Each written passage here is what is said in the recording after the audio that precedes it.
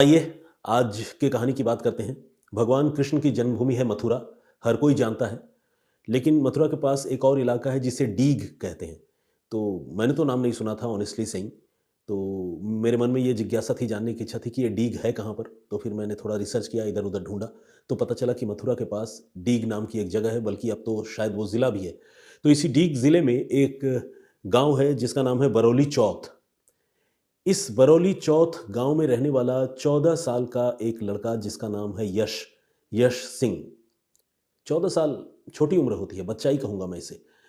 ये अपने पिता को पिछले शनिवार की दोपहर को फ़ोन करता है और दोपहर को फ़ोन करके ये कहता है कि पापा मैं गोवर्धन पर्वत के परिक्रमा के लिए निकल रहा हूँ।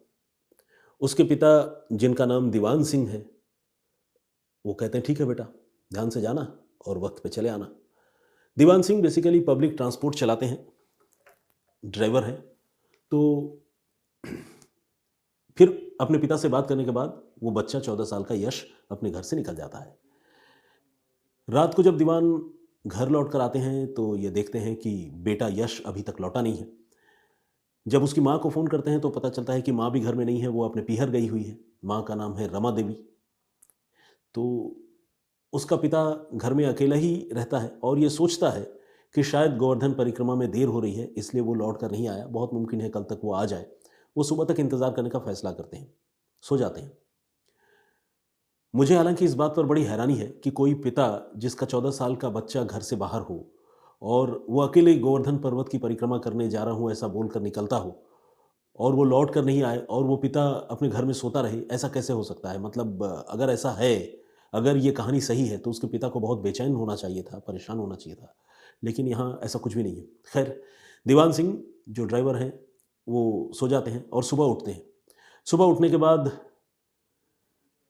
जो दिनचर्या होती है उसकी शुरुआत करने के लिए जब वो टैंक खोलने की कोशिश करते हैं, मतलब नल खोलने की कोशिश करते हैं, तो ये रियलाइज़ करते हैं कि पानी नहीं आ रहा है। तो वो फिर अपने घर की छत पर जाते हैं और पानी का टैंक जो है वो खोलकर देखते हैं कि पानी है भी या नहीं भी।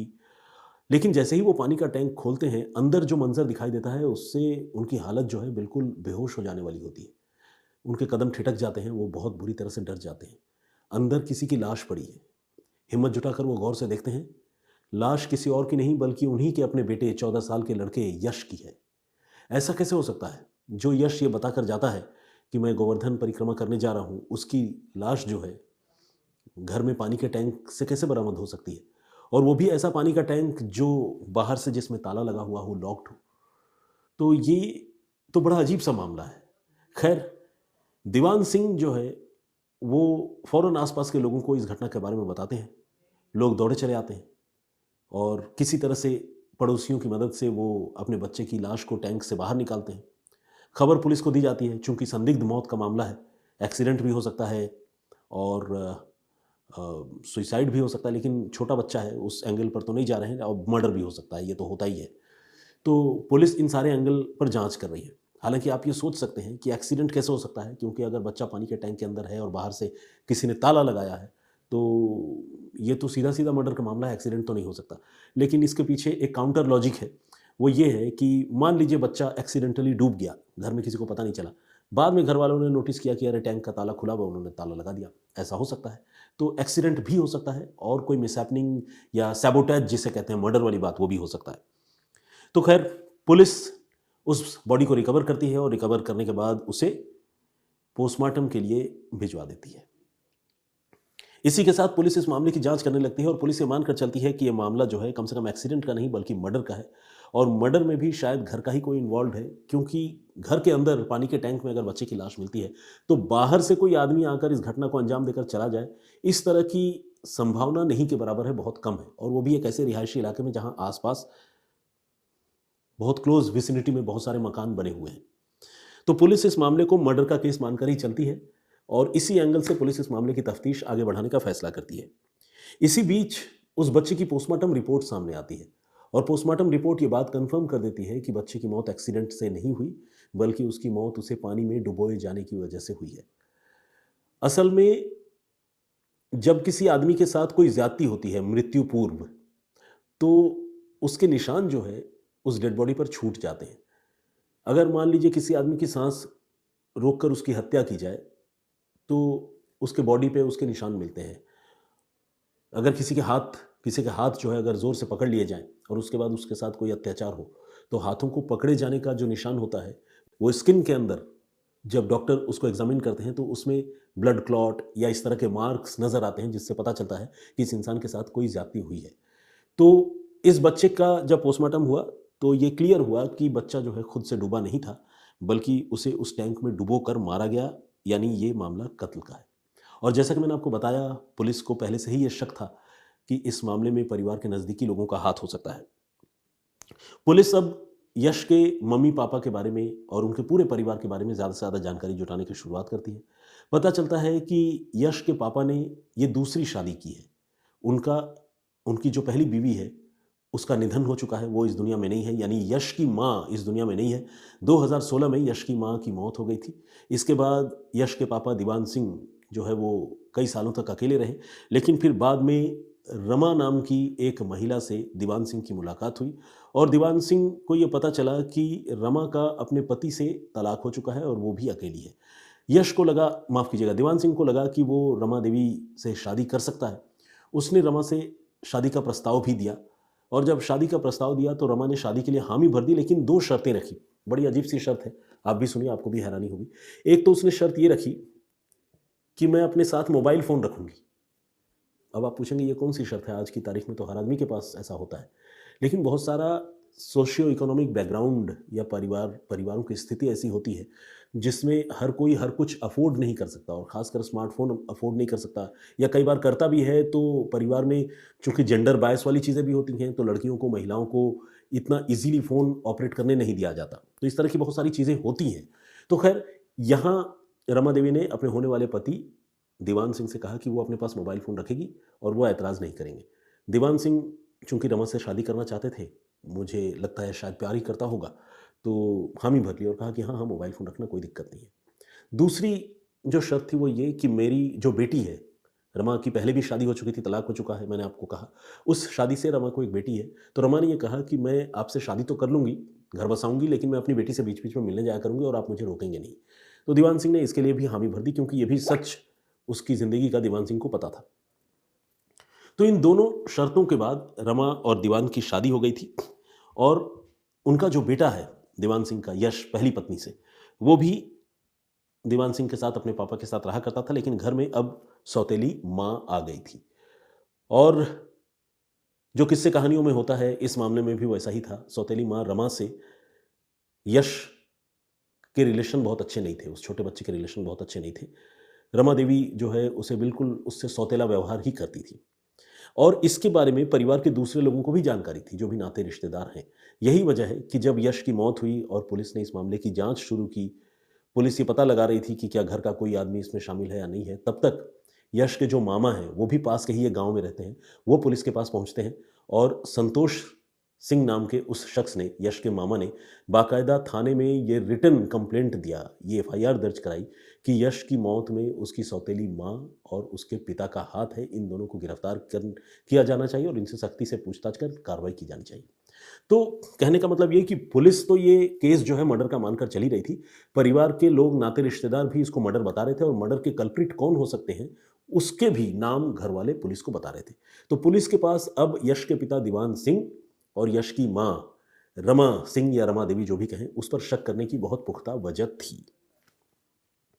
इस बीच जब पुलिस को इस तरह के हिंट मिलने लगे कि इस घटना में दोनों पति पत्नी का हाथ हो सकता है, तो पुलिस ने सबसे पहले रमा देवी से ही पूछताछ करने का फैसला किया।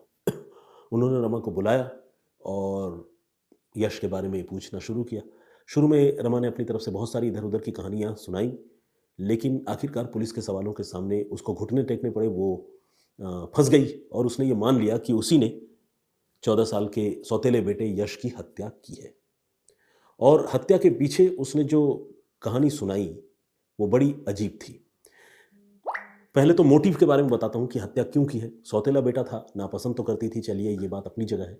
लेकिन यश जो है अक्सर अपने पिता से ये शिकायत किया करता था कि उसकी माँ रमा देवी जो है बहुत ज़्यादा मोबाइल फ़ोन में लगी रहती हैं और वो उसका बिल्कुल ख्याल नहीं रखती और घर के कामकाज में भी उनकी माँ इतना ध्यान नहीं देती जितना देना चाहिए।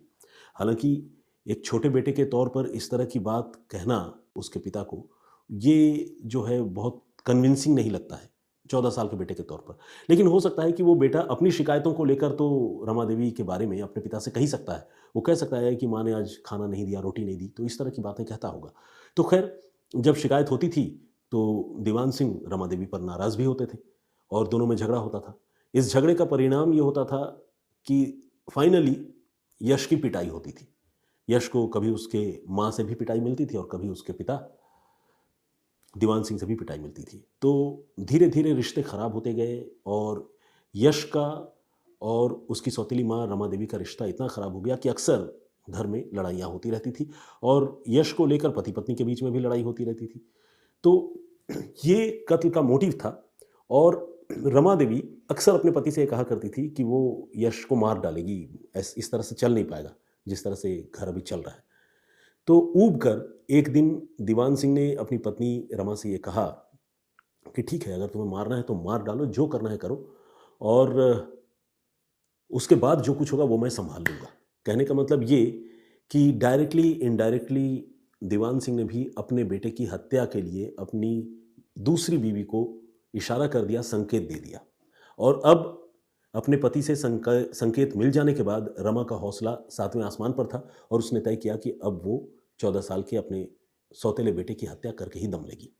इसी प्लानिंग के तहत, जैसा कि मैंने आपको बताया, शनिवार के दिन, पिछले शनिवार के रोज़ रमा ने अपने बेटे से, यश से ये कहा कि वो ऊपर जाए और एक बार चेक करे टैंक, क्योंकि पानी नहीं आ रहा है, तो वहाँ से कुछ पानी निकाल कर लाए, एक आध बाल्टी। तो जब वो 14 साल का लड़का ऊपर गया तो उसने देखा कि वाक़ई टैंक में पानी काफ़ी कम है, वो निकाल नहीं पाया अपने हाथों से। तो उसने फिर अपनी माँ रमा से ये कहा, सौतेली माँ से, कि मम्मी पानी नहीं निकाल पा रहा हूँ क्योंकि वो पानी काफ़ी नीचे है।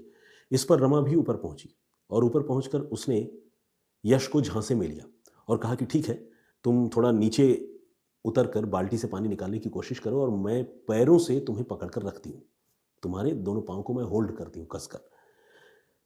यश को उसके सौतेली माँ के दिलो दिमाग में क्या चल रहा है इसके बारे में खबर नहीं थी। वो तैयार हो गया और वो मुंह के बल नीचे टैंक के अंदर जाकर अपने हाथ से बाल्टी से पानी निकालने की कोशिश करने लगा। लेकिन ये जो महिला है, इसने पाँव जो है, उस बच्चे के दोनों पाँव सख्ती से पकड़ लिए और पकड़कर उसको पानी के टैंक में, जहाँ तक पानी था, उसमें डुबो दिया। अब ये बच्चा जो है छटपटाने लगा, थोड़ा उसने हाथ पाँव मारा, पैर भी झटके, लेकिन रमा देवी मानसिक रूप से तैयार थी और वो जो है यश को ऊपर से ही पकड़ कर रखी और उसका सिर पानी के टैंक में डुबोकर छोड़ दिया। कुछ मिनट की बात होगी, यश ने हाथ पाँव चलाया और उसके बाद वो ठंडा पड़ गया, वो रिकवर नहीं कर पाया। लेकिन रमा देवी इतनी जालिम महिला कि उसने इस बच्चे को तकरीबन 10 मिनट तक उसी हाल में लटका कर रखा। क्या पता कोई तैयारी भी की हो, शायद रस्सी बांधी हो पाँव में, क्या किया हो। तो जितनी जानकारी मुझे है उसके मुताबिक 10 मिनट तक उसने पाँव से इस लड़के को टैंक में पकड़ कर रखा और उसका मुंह पानी के अंदर छोड़ दिया और इस तरह से आखिरकार उसकी मौत हो गई, जान चली गई। इसके बाद रमा देवी ने उस टैंक में ताला लगाया ऊपर और फिर घर से निकलकर अपने पीहर चली गई।